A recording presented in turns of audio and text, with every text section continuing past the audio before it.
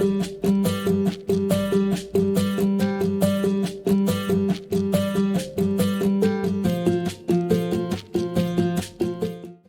अस्सलाम वालेकुम दोस्तों, आज हम सीखेंगे digestive system of human being. हमारे लिए खाना क्यों ज़रूरी होता है और जब हम खाना खाते हैं तो एक सॉलिड वेस्ट में कैसे कन्वर्ट हो जाता है, आइए जानते हैं इस वीडियो में। Digestive system is a complex network of organ and glands. Digestive system एक कॉम्प्लेक्स नेटवर्क होता है ऑर्गन का एंड ग्लैंड्स का, that work together to break down food, जो इकट्ठे काम करते हैं, फूड की ब्रेक डाउन करते हैं एंड ऑब्जर्व न्यूट्रिशन। और न्यूट्रिशन हमारी बॉडी के लिए बहुत ज़रूरी होती है क्योंकि फिजिकल या केमिकल जितनी भी एक्टिविटीज़ होती हैं उन सबको न्यूट्रिशन की ज़रूरत होती है। तो हमें ज़िंदा रहने के लिए न्यूट्रिशन की बहुत ज़रूरत होती है, तो हमें वो न्यूट्रिशन फूड से मिलती है। Digestive system also eliminate waste. Digestive system digest food को एलिमिनेट करता है। Digestive system it includes the mouth, esophagus, stomach, small intestine, large intestine, rectum, and anus, and associated organ like the liver, pancreas, and gallbladder. सबसे पहले mouth ये first organ होता है digestive system का। Food की digestion यहीं पर शुरू हो जाती है।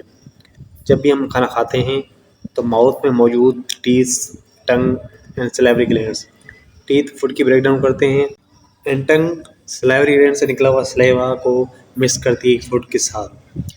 एंड सलाइवा में एंजाइम्स मौजूद होते हैं जैसे कि एमिलेज जो ब्रेक डाउन करती है कार्बोहाइड्रेट की। उसके बाद जब हम फूड निकलते हैं तो फूड फेनेस से होते हुए एसोफेगस में एंटर होता है, और एसोफेगस एक लॉन्ग ट्यूब होता है जो स्टमक या फेनेक्स के साथ कनेक्ट होता है। फूड स्लोली एंटर होता है स्टमक में थ्रू पेरिस्टालसिस मूवमेंट। जब फूड एंटर होता है स्टमक में तो फूड गैस्ट्रिक जूस के साथ मिक्स होता है। गैस्ट्रिक जूस में मौजूद जैसे कि HCl and pepsin. HCl stomach को एसिडिक इन्वायरमेंट देती है ताकि एंजाइम्स काम कर सके, जैसे कि पेप्सिन ब्रेक डाउन करती है प्रोटीन एंड फैट्स की।